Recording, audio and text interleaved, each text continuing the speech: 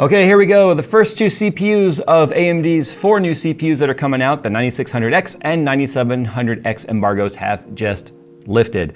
We've spent the last 3 days at least of testing multiple CPUs, regression testing on older generations to see how the new Zen 5, apparently I forgot how to quotations, how Zen 5 architecture really stacks up.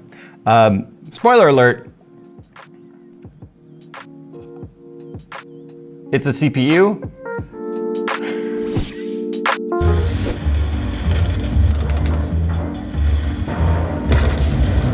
Hey, Jay.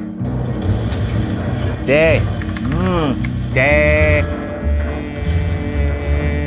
What? We got work to do. Yeah, I'm playing World of Warships. Yeah. World of Warships is the free-to-play naval strategy game where you command the most iconic and famous warships from World War I and World War II, recreated with stunning detail and accuracy. Build your fleet while participating in various game types while upgrading your ship's arsenal along the way. New players who sign up using my link below will receive an exclusive starter pack to get you up and running quickly by receiving 7 days premium time, 1 million credits, 300 doubloons, and the Tier 5 premium ship, the Exeter. So what are you guys waiting for? Start sinking ships with World of Warships by heading to the description below and getting your freebies. So AMD is calling this a Zen 5, which I think is kind of interesting. And I'm not gonna make this a long talking head video. I'm sure you guys have seen all the stuff we're gonna talk about in terms of specs. Those videos have already been made. We've already talked about the specs. We've already talked about what makes it Zen 5. We've already talked about some of the architecture lifts. We have their charts and then we have our own that we're comparing sort of against. And I have some real eyebrow raises on some of these numbers.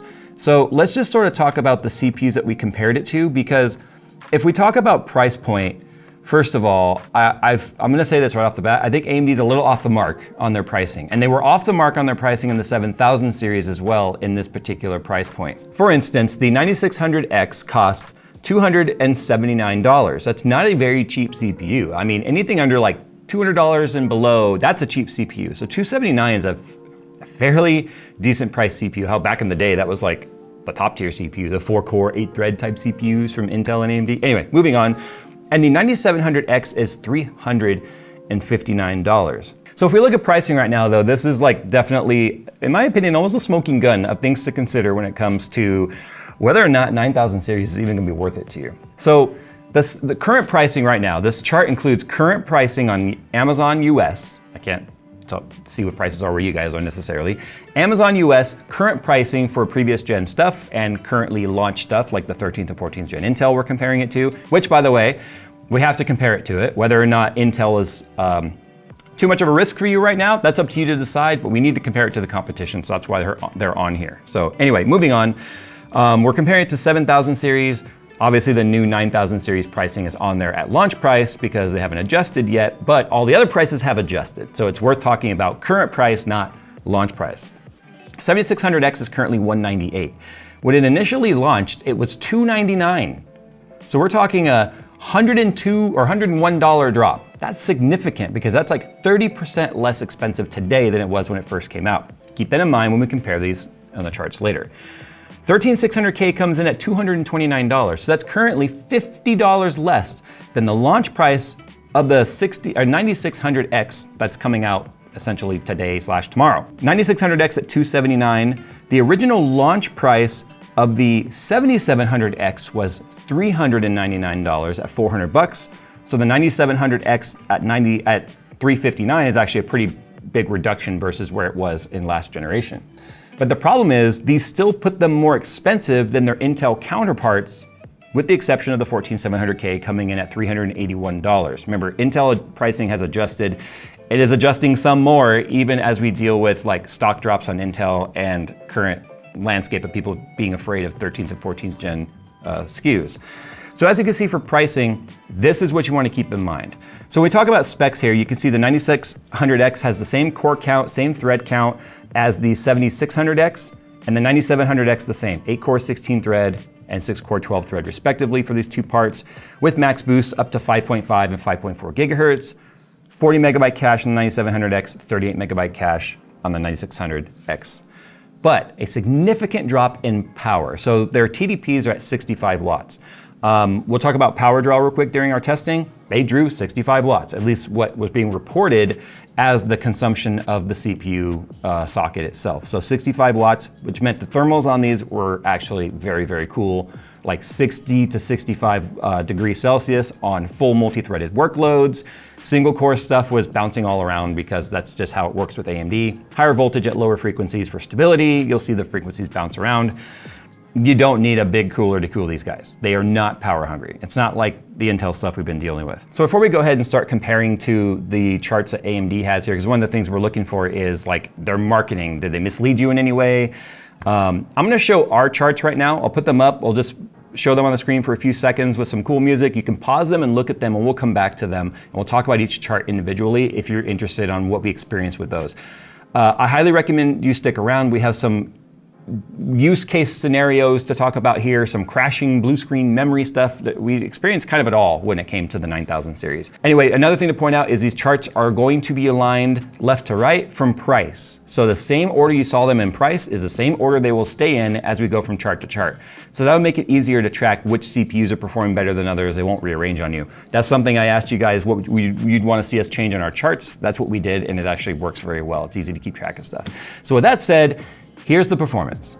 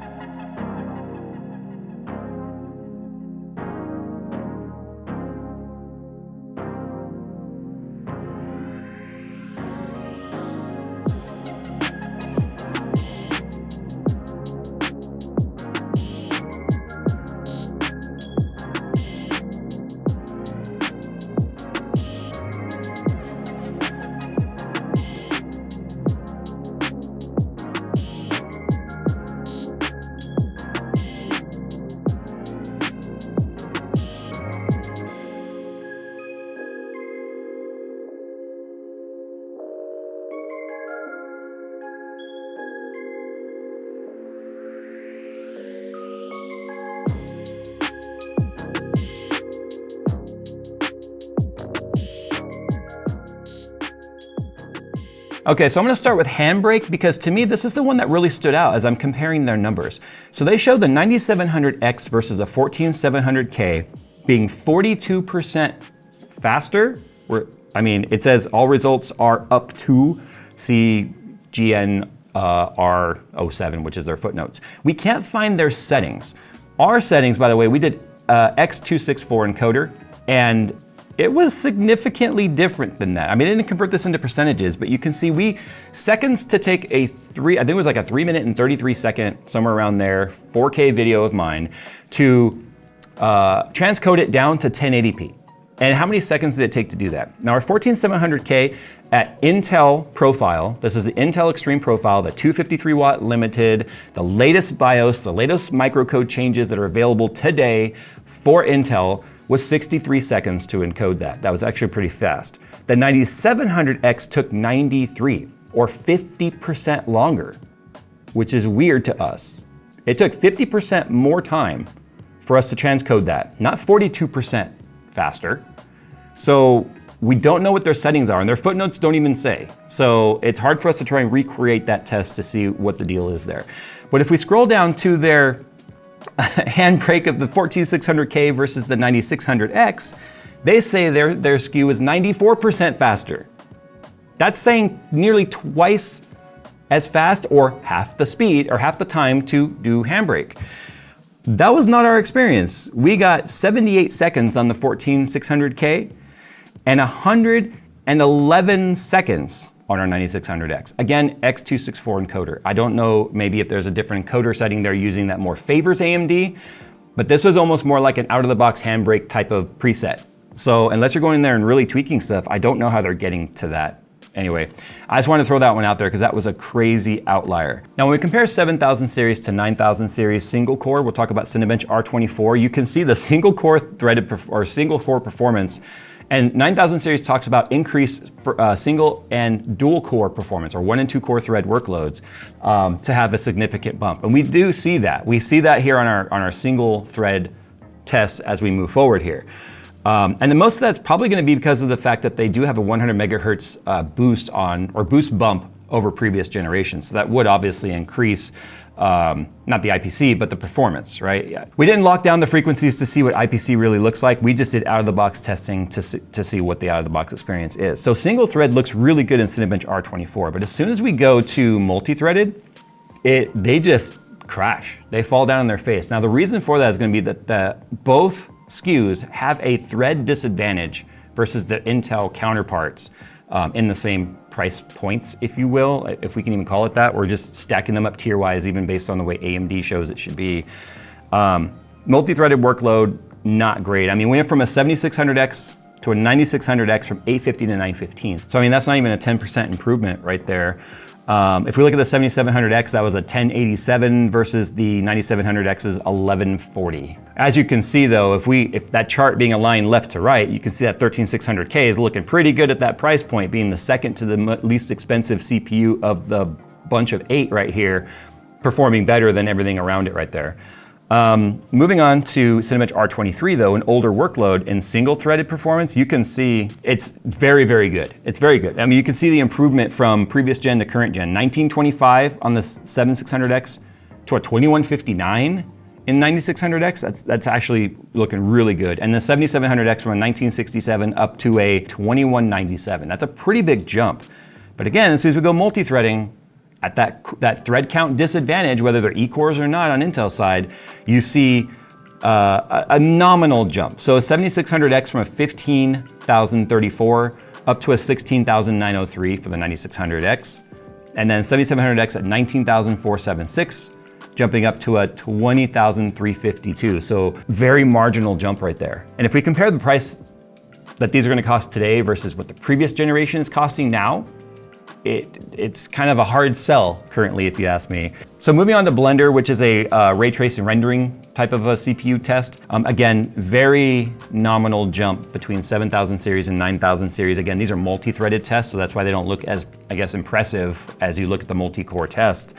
Again, that 13600K just raising its hand saying, hey, I'm all the way down here towards the bottom on price, but look at my performance here. I was definitely hoping for more on the multi-core stuff, especially at this mid-range, and for $279 and $359 respectively, as we went through the test, I was becoming a little bit more disappointed. Okay, so Geekbench single-threaded score, this is where you can see the 9000 series actually comes out ahead as the winner. Single thread, no surprise there. The single thread on Zen 5 is looking real good. It just needs more of them as far as I'm concerned, because as soon as we go to the multi-threaded, you can see they fall back down again because they're 16 core or 16 thread and 12 threads are just having a heck of a time keeping up with the 20 thread and 28 thread variants residing in the same price point as these two CPUs. TimeSpy Extreme CPU test, just not great. Nothing really worth writing home about there. And then the gaming test. We did two titles here. We did Shadow of the Tomb Raider. This is 1080p, medium settings, no resolution scaling, no RTX. We just wanted to create a situation where we could take a Founders Edition 4090, max out the power limit, max out the fan curve, make the GPU run as fast as possible, no overclock, out of the box settings, but still, and then see how the CPU is able to handle that many frames being thrown at it. So interestingly enough, the 7600X and 7700X, which are previous gen, had the exact same average FPS at 229. Not bad, but as you can see, compared to the 287 we're getting, say on the 14700K at 287, that means clearly there's a bottleneck happening here because the exact same GPU was put on the AMD CPU. And then when we compared the generations, we just simply on the same exact system, take the CPU out, put the new CPU in, make sure all the drivers and everything are loaded correctly, and then run the test again and measure the differences. Now, interestingly enough, the 9700X and the 9600X have an uplift in performance, so from 229 to 250 and 249 respectively. But again, interestingly enough, exactly the same, nearly exactly the same. I mean, 1 FPS difference, that's obviously within margin of error there, and running the test over and over, getting the same FPS. So it's interesting how the bottleneck moved up, but the tier difference between the 9700X and 9600X didn't really make a difference there, even though there is a slight boost difference when it comes to those single core performances. So obviously this title is definitely taking advantage of that 1 thread and 2 thread performance uplift that we're talking about from generational improvement from 7000 series to 9000 series. But as you can see, even versus the 13600K, which I've already mentioned, looks real good as a value proposition compared to all of the other CPUs on the chart. It's even beating out the 9700X at 252 average FPS. Sure, it's only 2 FPS, but as soon as we go over to Cyberpunk 2077, what I showed here is I showed average FPS based on the built-in benchmark run and the minimum FPS. Now the minimum FPS is not a 1% low as far as I can tell. I believe it's just the lowest reported frame. So you can kind of throw that out if you want. It could be many things causing it. We just thought it was interesting to show because we kind of felt like, actually sort of shows on the Intel systems that minimum FPS and that average are farther apart, mostly because the average FPS on the Intel is that much farther ahead. So it's one thing to note right there. But if we look at the minimum FPS on our AMD CPUs versus the Intel CPUs, it's like 40 FPS difference, but anywhere between 30 to 40 FPS difference on the minimum. And the minimum really tells a big story, not just the average maximum, or excuse me, the average. Didn't look great on there. In fact, what's interesting is 7000 series and 9000 series were nearly identical across the board on their numbers. So that just means the Cyberpunk title definitely favors Intel in this type of test. So that's the way that CPU test went for the 7000 series versus 9000 and versus 13th and 14th gen. Let's talk about the stuff we experienced while using it. And I did sanity check against other creators that were doing benchmarking to see if some of the stuff we were dealing with was out of the norm. For instance, our 9000 series CPUs, both of them, the 9600X and 9700X, both experienced random either blue screens or full system restarts. Not a power cycle, but just it's like we hit the restart button in Windows and it just restarts itself. When initializing these tests, using the desktop and moving around, it was fine, but initializing the stress test is what was causing these restarts. So the 9600X, when I was testing that with Cinebench R24, every time I started, not every time, 2 times in a row, when I started the multi-threaded test, it would blue screen, restart, and then I could get through the test just fine. And then I'd go to single core, start it, crash, restart the system, and then it would run fine. We did experience a significant amount of crashing as well, though, on our 7600X when Phil was trying to do Handbrake. It continued to crash every time he would launch it. He finally got it to pass. We have to put an asterisk next to this too, because we are using a pre-launched BIOS for our ASRock Tai Chi, which is what our testing is on. Now the 7000 series, with the exception of the 7600X on Handbrake, was solid. I didn't have any problems. The Expo 2 profile ran just fine. I was starting to wonder if all these crashes were abnormal. Some of the other creators I talked to said yes, they were experiencing RAM problems. They were experiencing, I think Steve told me he couldn't get Expo to run on any of his 7600X at all. Like no RAM would run above base clock. So he thinks, at least when we were talking, he thought there might have been something up with that CPU. I don't know how that turned out. You have to watch his video to see. I'm sure you've already watched it probably. It definitely reminded me of what sometimes it feels like when a new architecture comes out from AMD when it comes to RAM stuff.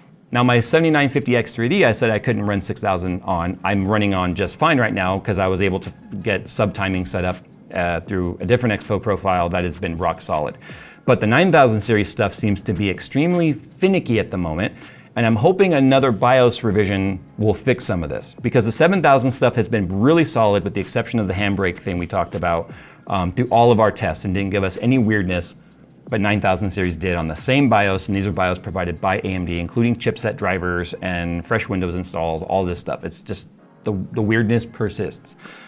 Now, it's really hard to ignore the fact that AMD has made amazing strides on their power efficiency. To get faster CPU across the board than 7000 series at 65 watt TDP versus 105 watt TDP, that's worth talking about, because that shows they are definitely on the path to efficiency.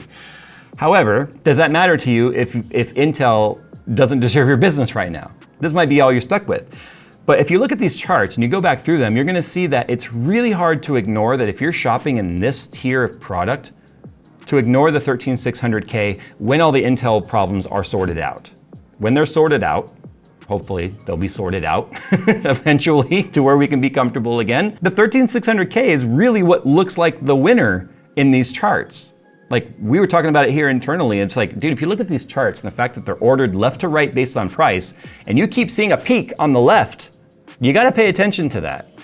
So the 13600K might be worth it to someone It's got 20 threads, 6 P cores, 8 E cores. It says 125 watt. It pulled 168, even on the Intel profile with the updated BIOS. So that is worth talking about. The other CPUs, like the Intel CPUs, are pulling 180 watts. So the 14600K is pulling 180 watts, 125 watt TDP. And the 13.7 and 14.7 are pulling 253. So obviously these require more cooling. They require beefier coolers, not just your coolers, but your chassis cooling needs to be good. The AMD part, you can know, is gonna run on like a Hyper 212 and be perfectly fine. So anyway, that's our test. Those are our benchmarks. I feel like AMD is struggling in this mid-tier CPU price point. I think something about their architecture is causing them to have these high prices, because I feel like their top tier parts compete much better at the price point against, say, a 14900K versus a 9950X, 9900X, or the previous 7950X and 7900X. I think the competition up there, that's gonna be fierce, I think. However, down here at the 600 and 700X range, I just feel like a lot's lacking there. If only we had that single core performance, as you could see, with way more cores, which is what we're gonna get with the 9900X and 9950X, then we'll see a real smackdown potentially happening. But we gotta wait and see, because as you know, those two CPUs are coming a week after this one. All right, guys, thanks for watching. You saw the data right here. Obviously go and watch all your favorite data collectors to see how their results are. The Handbrake one, it's an outlier. At least specifically regarding their charts. So I'm not too sure what that is all about. Maybe AMD just doesn't like the X264 encoder. I don't know. But I think most people would be doing transcoding on a GPU anyway, so it may not matter all that much, at least in that test. All right, guys, thanks for watching. And as always, we'll see you in the next one.